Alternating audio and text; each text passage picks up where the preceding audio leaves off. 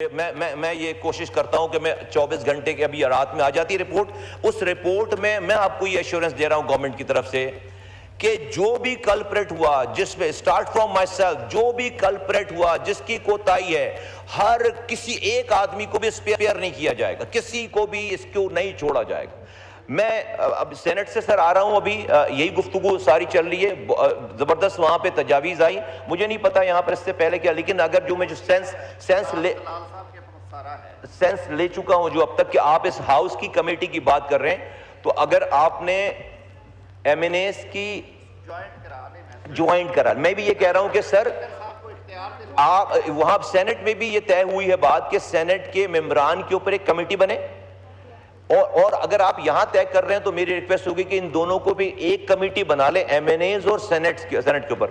ایک میں آپ سے ریکویسٹ کرنا چاہوں, وہ کہہ رہے تھے وہاں پہ, میں نے ان کو ریکویسٹ کی ہے, اس کو آپ ٹائم باؤنڈ نہ کریں کہ 30 دنوں میں آپ نے رپورٹ دینی ہے, 40 دنوں میں میں سر آپ کو یہ بتا رہا ہوں اپنے ایم این اے حضرات کو کہ آپ 40 دنوں میں جب آپ انٹر ہوں گے نا, تو آپ 40 دنوں میں اس کو پھر رپورٹ بنا کر دے رہے ہوں گے. کوئی اس کے اوپر ٹائم باؤنڈ نہ کریں خود کو, جب جیسے جیسے ریکمنڈیشن آتی جائے دیتے جائیں. اور میں سر آپ کو یہ بتانا چاہ رہا ہوں کہ صرف یہ 14 بچے نہیں ہیں, ہر سال پاکستان میں 4 لاکھ انفینٹ مورٹیلٹی ہو رہی ہے, 1 سے 5 سال بچوں کی جان جا رہی ہے جن کی جانیں بچائی جا سکتی ہیں. جب ہم آج یہ پورا دن ختم کریں گے, 1300 بچے اپنی جانوں سے جا چکے ہوں گے, 1300. سر یہ اس کمیٹی, بہت دکھ کی بات ہے, ہم ان بچوں کے اوپر بات کر رہے ہیں کہ let's work together to save the inner child to face this fate, کہ ہم اگلے کسی بچے کو اس طرح کے حادثے سے بچا سکیں.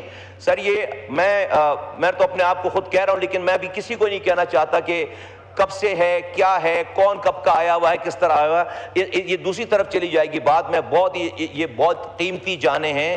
میں آپ کو یہ ایشور کراتا ہوں کہ 14 منتھس کے اندر ہمارے پاس جتنی انفارمیشن ہے, جتنی ڈیٹیل ہے, پوری منسٹری جو ہے وہ آپ کے حکم کے تابع ہوگی. جو آپ بولیں گے, مانگیں گے, کھول کر رکھ دیں گے آپ کی ساری. لیکن let's work together to save an inner child, کہ کوئی اور یہ والا واقعہ, کوئی اگلا بچہ اس قسم کی چیزوں کو جو ہے وہ نہ فیس کرے. اور میں صرف سر چونکہ ٹائم کم ہے تو میں اتنا ہی کہنا چاہوں گا, لیکن میں حاضر ہوں جب مجھ سے آپ نے جو پوچھنا ہے وہ جو ہے وہ. اور میں بھائی کے یہ شاہد صاحب جو بات کر رہے ہیں, ایم این اے صاحب جو ہے وہ کہ منسٹر کو ریزائن کرنا چاہیے, میں اس والی بات کا بھی جواب نہیں دے رہا. میں نے جو ہے وہ ان کی سوچ سے بھی پہلے وہ کام کیے ہیں جن کو پتہ بھی نہیں ہے.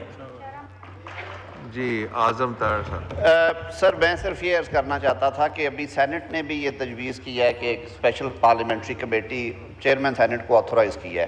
میرا خیال ہے سر جب 2 کمیٹیز بیٹھے گی, یہ ایک پارلیمنٹ ہے, 2 کمیٹیز بیٹھنے سے کئی دفعہ آپ اس طرح سے معاملے کو نہیں دیکھ پاتے.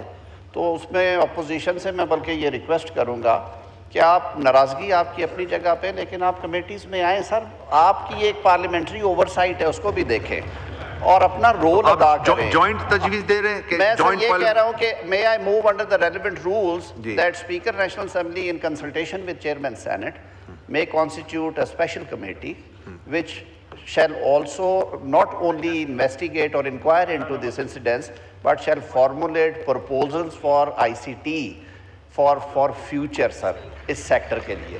اگر یہ میں نے سر تجویز سامنے رکھی ہے, ہاؤس کی سینس لے لیں, اگر یہ کیری ہوتی ہے تو, اور اس میں ساری جماعتوں کی نمائندگی ہونی چاہیے.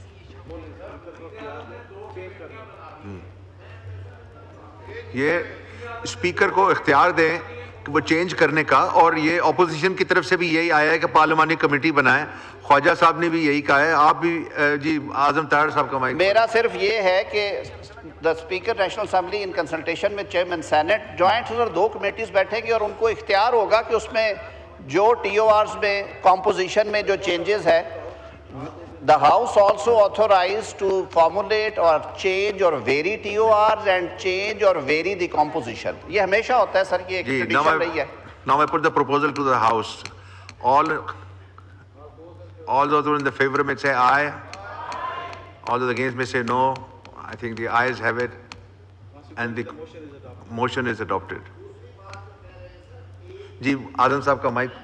کہہ کے گیا ہوں سر, سلیس اردو میں کہا تھا, میں پھر دہرا دیتا ہوں. جو نثار صاحب کئی دفعہ تھوڑا سمجھنے میں اپنی مرضی کی بات ہی صرف سنتے ہیں, باقی نہیں سنتے.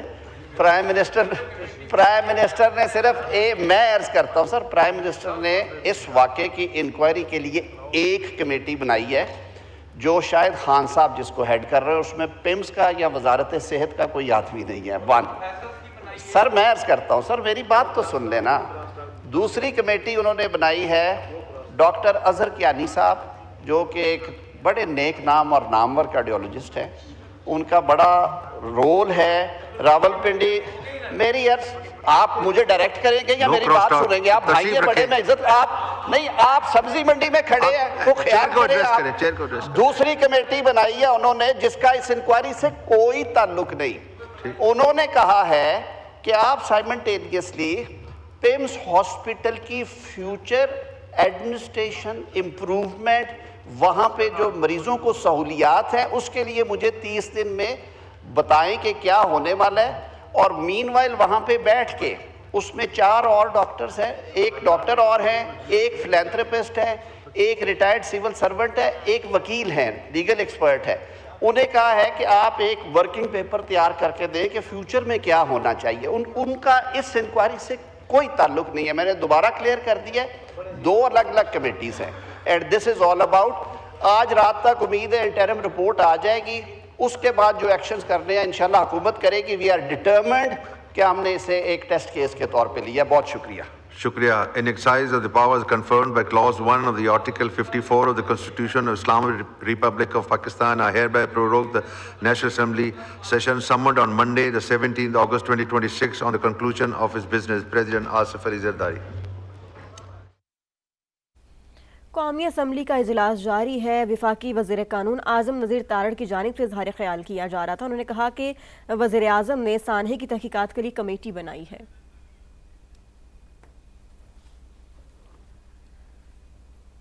Chairman P T I barrister Gohar کہتے ہیں کہ پیمز کی نرسری میں آگ لگنا اور 14 نومولود کی شہادت سنجیدہ معاملہ ہے.